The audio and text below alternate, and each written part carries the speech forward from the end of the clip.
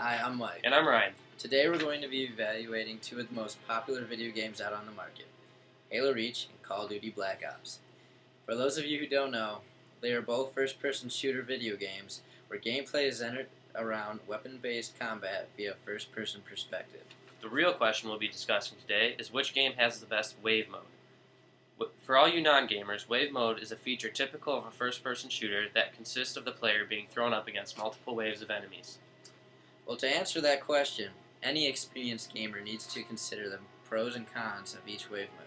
Let's start with Black Ops' version of wave mode called Zombies. Okay, so what we are looking at right now is the wave mode in Black Ops called Zombies. So as you can see, you're looking through the first-person perspective of an army soldier trapped in a seemingly abandoned house with being attacked by multiple waves of zombies. One of the best parts of this wave mode is that there is no real end to the game. You'll continue to play until you finally die. So no matter how good you are, you can always come back, play this level, and you can always push further than you did the last time you played. Another great thing about this is the upgraded weapons.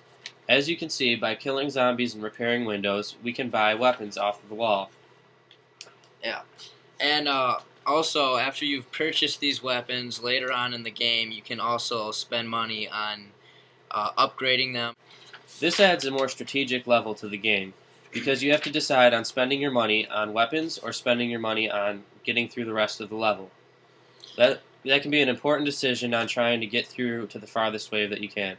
Yeah, also you can also use your points to increase your health and increase your defenses.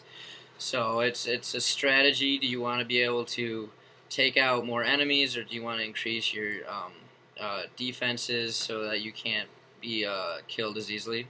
Oh, now Ryan here is going to use some of his points to advance further in the level. To do that, you walk up to the door and hold X. And as you can see, he just used some of his points. I open up a new door to a new level with more zombies, more weapons that I can purchase off the wall here. Yeah. Being able to use your points to unlock doors allows you to enter new areas of the level, so it doesn't get as boring as some of the other games do. Constantly playing in the same area, it gets a little old. This way, it keeps it fresh. You're always open to a new territory. Okay, so that was a brief overview of Call of Duty Zombies. We don't have much time to go into detail. So let's take a look at Halo Reach's Firefight. Alright, so here you're in a completely different setting. You're on an alien planet sometime in the distant future. Firefight is essentially the same as Call of Duty Zombies, only with a few of what we find to be minor setbacks. First of all, I'd like to mention that there is in fact a limit to this wave mode. Once you reach the level of 25, the game automatically ends. That's it, there's no more. Secondly, instead of Call of Duty's 30+ weapon choices, here you are only presented with 7 basic weapons. There's a point system here, however, it's only there to keep track of your score. You can't use the points to purchase weapons, unlock new parts of the level, and etc. There's definitely less strategy in this game than there is in Zombies, because you don't have to worry about upgrading your guns, you don't have to increase defenses or your health, and you certainly don't have to unlock parts of the level.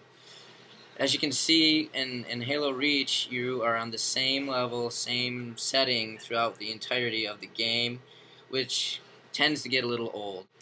There are a lot of setbacks that we found here.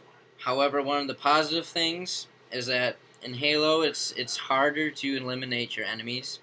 So players with more experience tend to come to this game rather than Call of Duty because it challenged your skill more. Another setback that Halo has is the location of the enemies. As you saw in Call of Duty, the zombies were climbing in through windows all around you. You're getting attacked from every direction.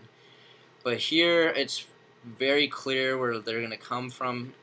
As you may have seen earlier, these drop ships will slowly come in. You have plenty of time to realize where the enemies will be coming from.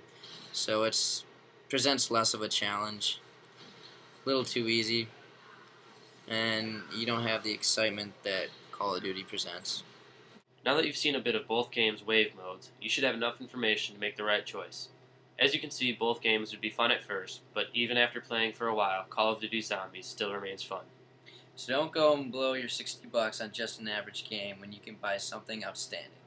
Don't waste your time and money on Halo Reach. Buy a game worthwhile like Black Ops.